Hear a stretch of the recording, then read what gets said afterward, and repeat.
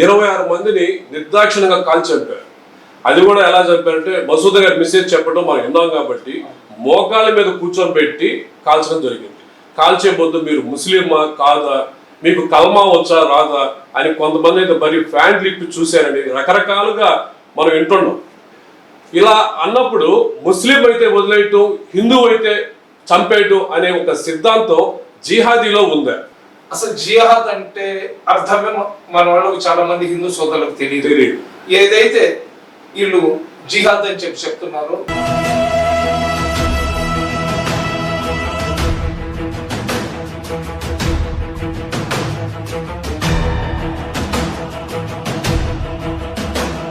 ఇస్లాం అంగీకరించినప్పుడు మనం చూస్తున్నాం, మీరు నమాజ్ చేస్తారు, మేము కూడా మీతో కలిసి ప్రయాణం చేస్తున్నాం, ఈ ప్రయాణంలో మీరు ఎక్కువగా భక్తిగా ఉంటారు. అలాంటప్పుడు హిందువులకు జరిగిన వాటి మీద మీరు ఖండించడం లేదు, మీరంటే కాదు మీ తరపున ఎవరు ఖండించడం లేదు అనేది ఒక వాదన ఉంది. దాన్ని ఏమంటారు? ఇది కేవలం వాట్సాప్ యూనివర్సిటీ, ఏదైతే ఆర్ఎస్ఎస్ బీజేపీ వాళ్ళు ఒక వాట్సాప్ యూనివర్సిటీ పెట్టి దాన్ని గ్లోబల్ ప్రచారం చేయడం ఒకటి.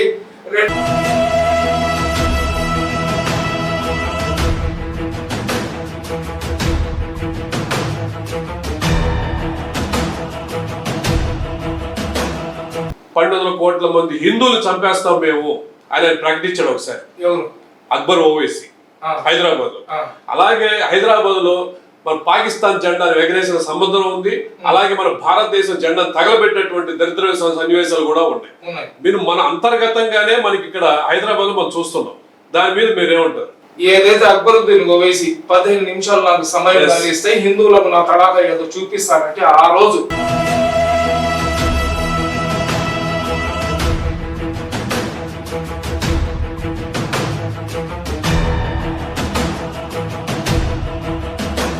ఈ ఖురాన్ ఏం చెప్తుంది భయ్? ఖురాన్లో ఈ మతాల గురించి కానీ లేదు తోటి వాడిని గౌరవించమని చెప్తుందా, లేదంటే హిందువులు హింసించమని చెప్తుందా? ఖురాన్ లో ఏ విధంగా నీ ధర్మాన్ని నువ్వు ఆచరించు, నా ధర్మాన్ని నేను ఆచరించాను, నేను 5 పూట్ల నమాజ్ చదవాలి, అదే విధంగా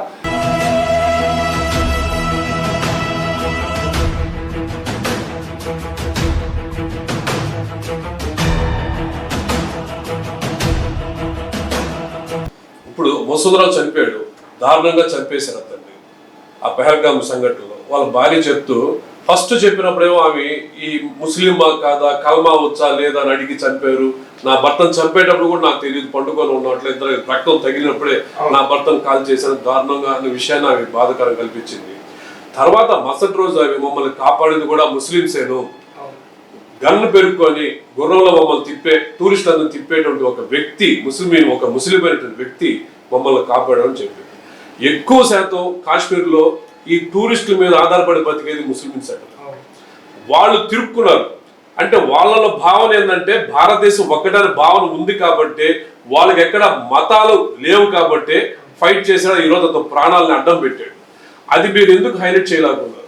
ఖచ్చితంగా మేము హైలైట్ చేస్తున్నామండి. ఏదైతే గోధి మీడియా ఉందో, ఏదైతే ఆర్ఎస్ఎస్ దాని అనుబంధ సంస్థలు ఉన్నాయో, సోషల్ మీడియాలో యూట్యూబ్లలో ముస్లింలను దయ్యాలాగా చూపిస్తున్నారు.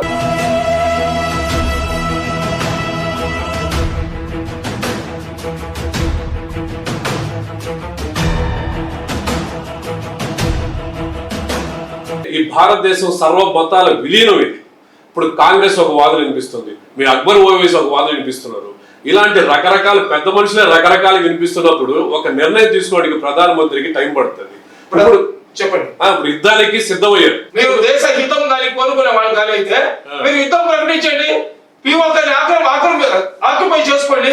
అది చేసుకోకుండా సంఘటన జరిగినప్పుడు మేము మాట్లాడుతున్నాము, నీళ్లు ఆపేస్తాము. నీళ్లు ఎలాగ ఆపేస్తారు? ఇప్పుడు